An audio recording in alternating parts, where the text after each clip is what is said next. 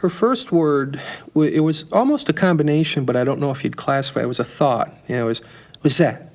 What's that? Which meant, what's that? Una mañana, la niña se despierta primero que nosotros. Cuando yo la oí diciendo, papa, papa, y yo desperté a mi esposa diciéndole, oye, oye, ella dice papá. Have you ever wondered why babies are called infants? Well, the word infant comes from the Latin. In means not, and fons means speaking. An infant is someone who is not yet speaking. With the first word, all that changes. Learning a language is one of the most remarkable of human feats. It's an instance of what psychologists call cognitive development.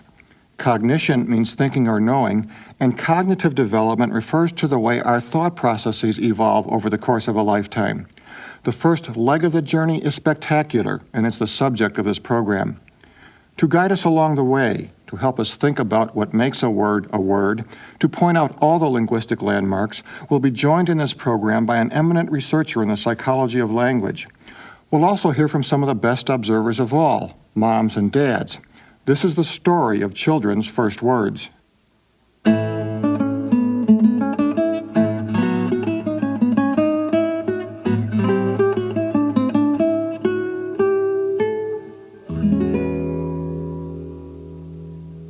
Some of the parents in this program tried to record their child's cries and coos and gurgles and babbles and words.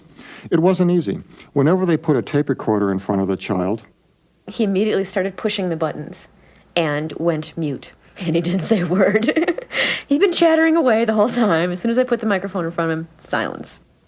Researchers in the psychology of language come up against the same problem. So they use a variety of methods, one of which goes back to the origins of the field. It's a method today's parents could easily adopt. Professor Jill de Villiers describes the work of early investigators who studied their own children. The procedures that they tended to use, it was in the days before easy access to tape recordings and so forth, beginning at the end of the 19th century. Most of these researchers simply took a diary of their child's development, which is a wonderful procedure because the parent was often in contact with the child for long hours, much more than a researcher would be, and could seize the opportunity to write down things of interest about the child's language development. Today, researchers use other methods as well, like a pacifier that's hooked up to a tape recording. When a newborn sucks on the pacifier, it activates the sound of a human voice. Babies will suck vigorously to hear that voice. But after a little time, they lose interest in hearing the same speech sound over and over again. Suppose it was the sound ba, ba, ba. It's fun for a while, but you get tired of it very fast, and so do young infants. As they lose interest, they stop sucking on the pacifier so hard, and at that time, the researchers make a subtle change in the speech sound. For example, from ba, ba, ba, they might change it to pa, pa, pa. And if the infants could hear that distinction in speech, they might start sucking harder again on the pacifier to get it played for a longer period of time. And indeed, that's the kind of thing that you find, that infants are extremely sensitive to very subtle differences in speech sounds, like the difference between ba and pa. But though they can hear a number of sounds, babies can't produce very many. Their repertoire is, at best, limited.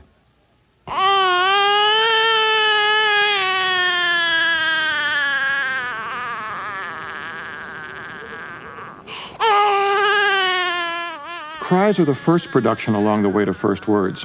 Between 2 and 4 months, however, comes something with more appeal.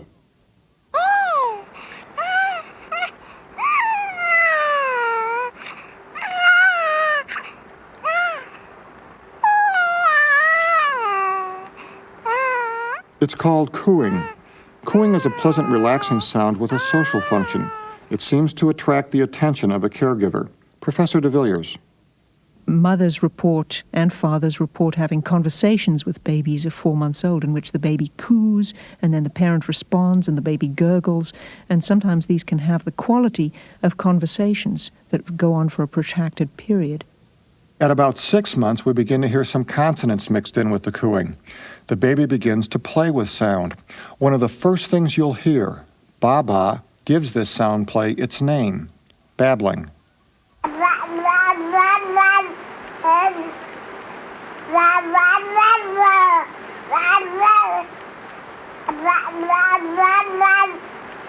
Babbling is sheer experimentation with the sounds of language. It's not as social as cooing, nor does it have any link as words do with conventional meaning. Its function becomes clear when we realize that under the age of 8 months, infants around the world babble in the same way and on the same schedule. And that includes deaf babies. Professor de Villiers. Deaf babies babble and apparently begin to babble on the same timetable as hearing infants. That is, they begin cooing at about 4 months of age. They begin to babble with lots of different sounds at around 6 or 8 months of age. However, they don't seem to continue to produce babbling at the same rate as hearing infants. It's as if babbling begins on some kind of maturational timetable that doesn't depend on the infant getting any kind of auditory feedback, but after a certain time it's maintained by the infant hearing his or her own voice and experimenting with that sound. There is in humans a biological schedule for the emergence of language. It's part of the program for physical growth that we call the biological clock. In the normal program of the clock, the hearing apparatus is well developed at birth, but the vocal tract isn't. Speech is so complex a muscular process that infants need to explore the possibilities of sound as their vocal tract develops. That's why babbling is scheduled to appear even in deaf babies at about 6 months. Now listen to the sequence of crying, cooing, and babbling. It comes from the home recording of some very persistent parents. Can you tell what language this baby is destined to speak?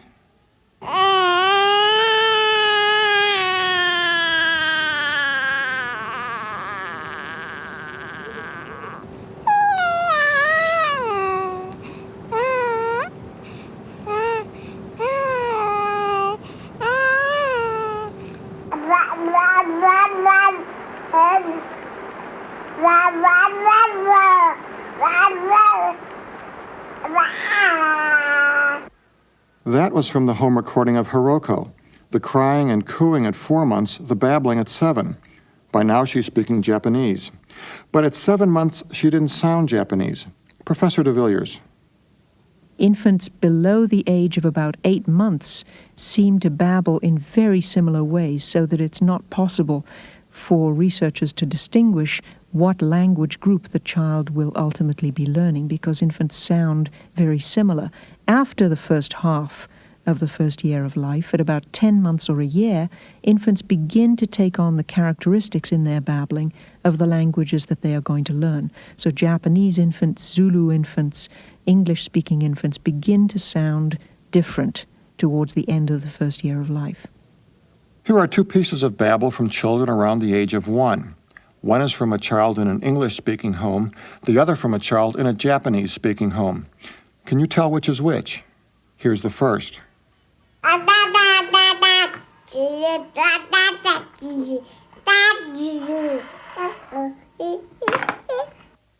And here's the second.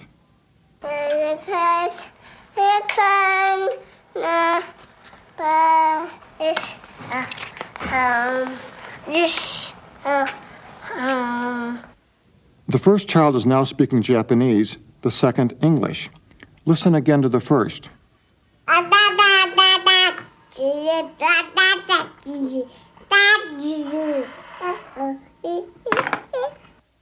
And the second.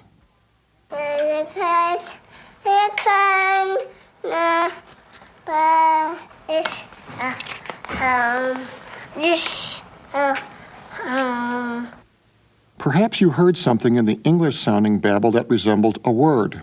Was it a word? When the excitement of that first word lies just around the bend, it becomes difficult to say when a little snippet of babble actually becomes a word.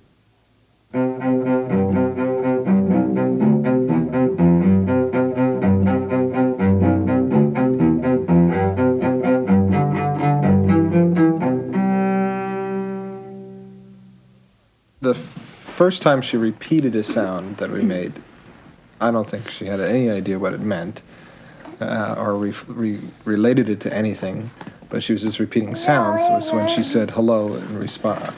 I would say hello and she said hello, and she did it 3 times. This father is talking about his daughter at 2 months of age. Was that hello a word? Not in my opinion. Babies around that age, 2 to 4 months, begin this process of cooing and babbling.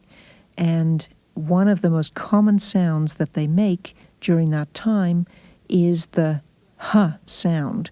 So sounds like hi or hello are very frequent in babies of that age. Often the parent will say to the child, hello, and the baby will say back, hi. And you do have this resemblance, uncanny resemblance to an adult conversation. But the baby doesn't mean anything by that word hello at that point. At 6 months, the same baby started another conversation. Well, we've been telling her the bottle is called Baba. She was sitting in her high chair waiting to be fed, and she started to yell "Ba," and she was very insistent until she got her bottle. Here's how it sounded on their home recording. Are you hungry?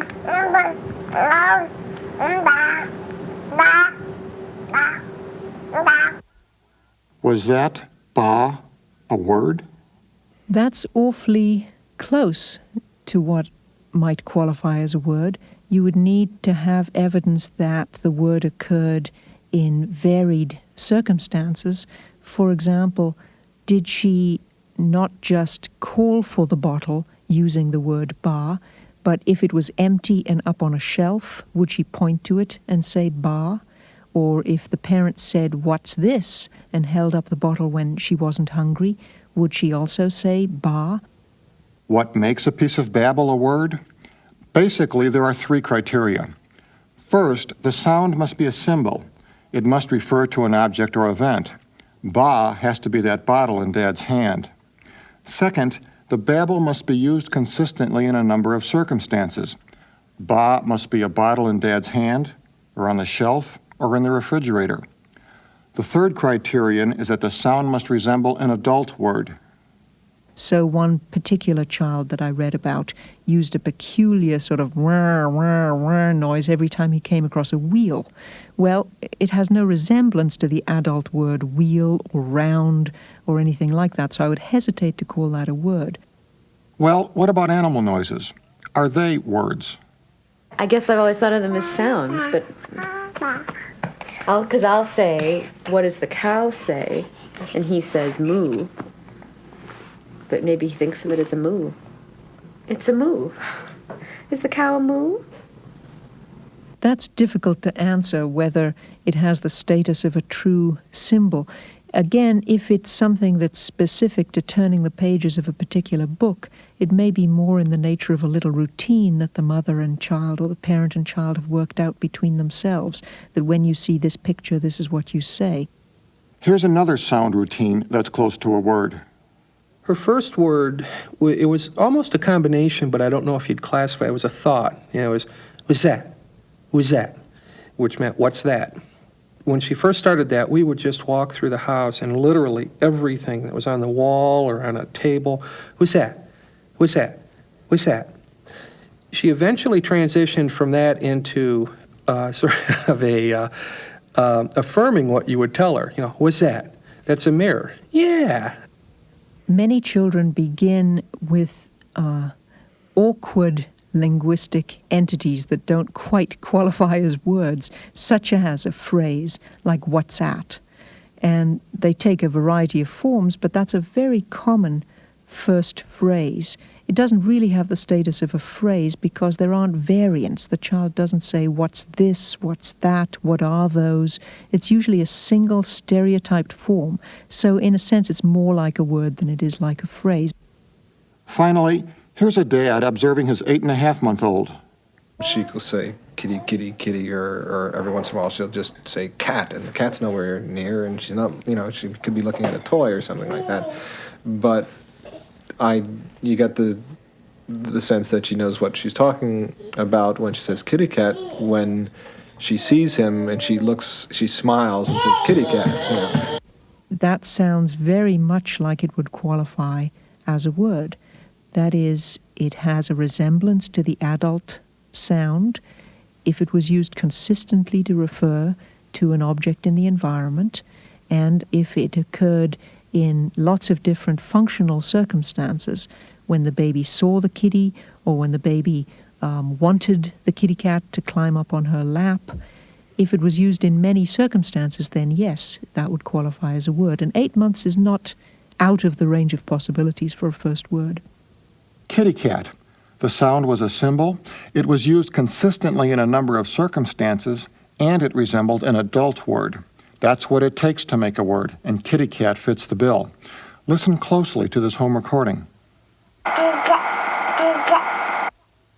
Here it is again, this baby's first word.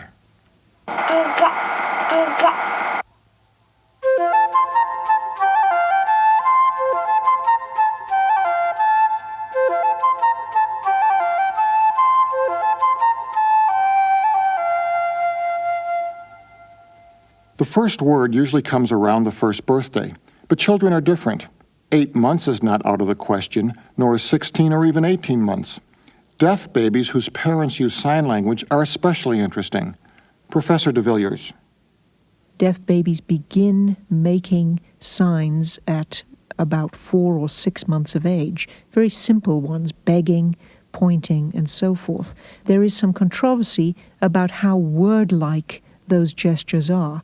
It wouldn't surprise me, however, if signing babies began the process of acquiring words at an earlier point than hearing babies learning to speak, just because babies have control over the hands and the fingers at an earlier point in development than they have full control over the vocal tract. What's a baby's first word likely to be? Chances are it'll refer to something that moves, something the baby controls, something that's interesting. No baby has begun by saying the word ceiling, because ceilings are very boring objects. They are not of interest to young babies. To be of interest, an object has to be movable, moving, interactive with the baby, something the child can manipulate or control.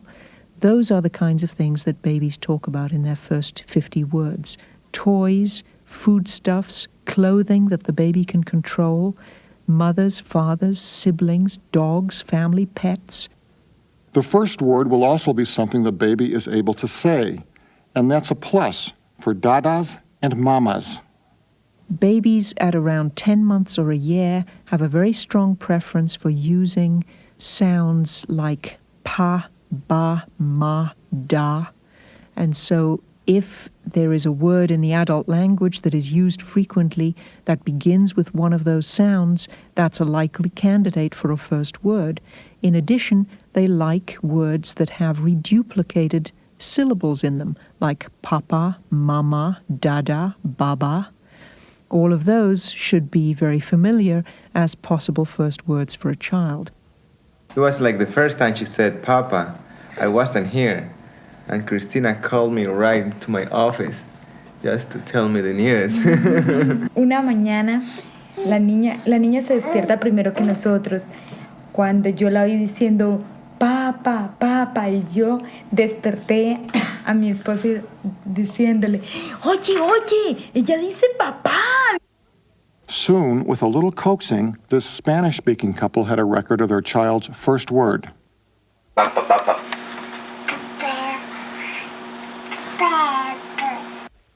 And so did this Japanese-speaking couple. Hi. Hi. I was in my room and she knocked the door and said Tata. So I recognized it was me. Papa, Dada, Mama. It's no accident that many of the world's cultures have baby words for father and mother that sound that way. And it's no accident because most cultures would like their babies to begin by talking about and with their parents. And so they've converged on a mutually satisfying agreement that they will choose a word for a parent that is the kind of sound a young baby can say easily. Well, her first word was daddin'.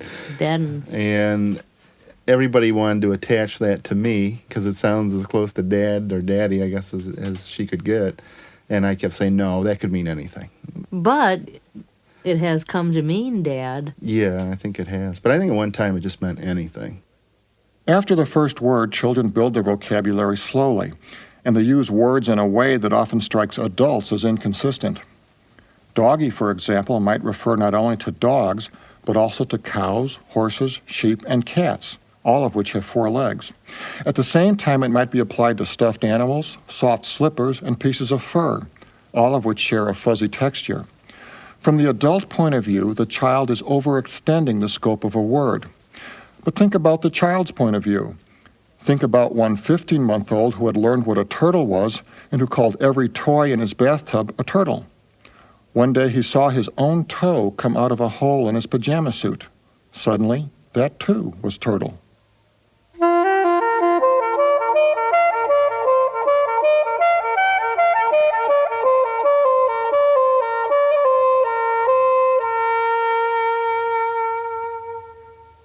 No matter what the language, adults around the world speak to children in pretty much the same way. Hiroko, Hiroko, Genki, Hiroko, Uchi Uchi. Vanessa. ¿Ve? Vanessa, ¿cuáles son los ojitos? A ver. A ver, los ojitos. Muestra los ojitos.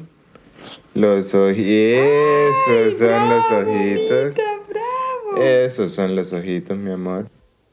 Speech directed at children is called baby talk. In English and many other languages, it has certain characteristics. Professor de Villiers. The pitch tends to go up, so women's and men's pitch of the voice goes up in speaking to a young child, and even if you listen to a 4-year-old speaking to a 2-year-old, you hear the 4-year-old's voice go up in pitch. Higher pitch seems to attract the child's attention and help the child understand what's being said. But baby talk has other characteristics. The exaggerated intonation, the shorter sentences, the restriction of the content of speech to what might be called the here and the now. What's out there? The birds? Are the birds out there? Are they eating breakfast?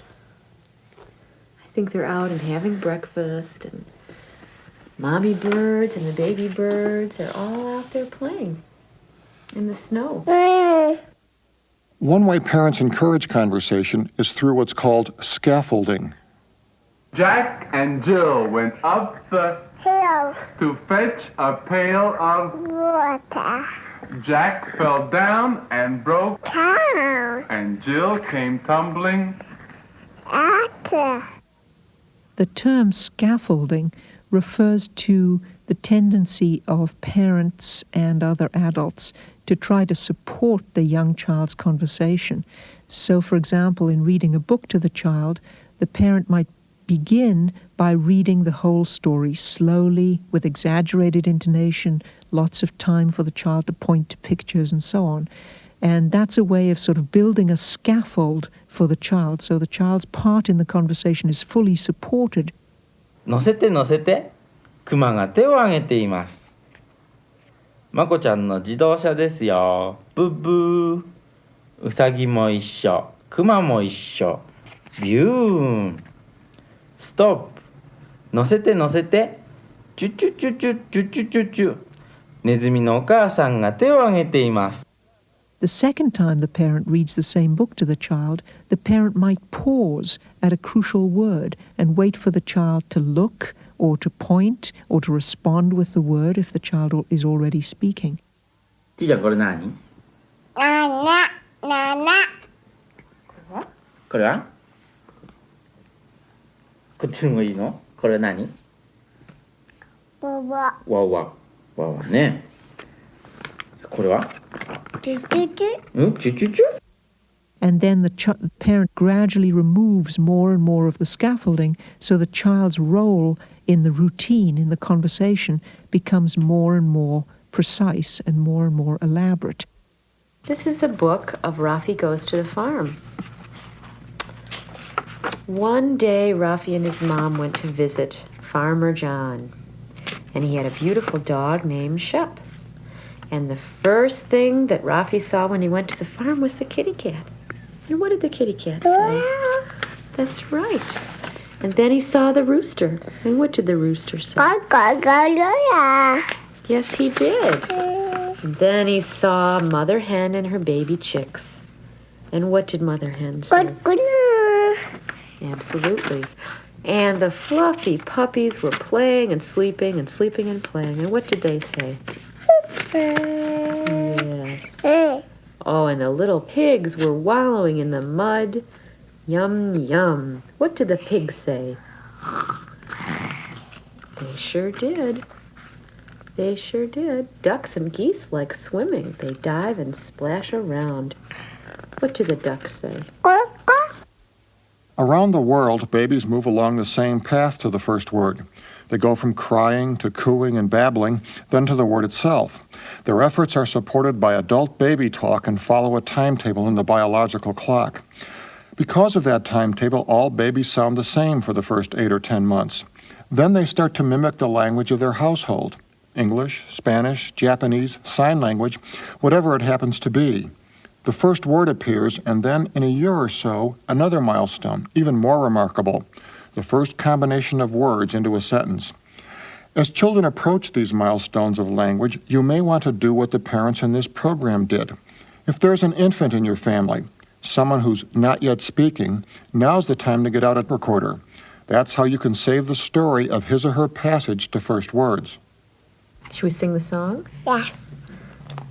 One day the sailor brought me to town. I fell from his knapsack onto the ground. And we set out for an ocean trip. Da da da da da da da da. Some more? Yeah.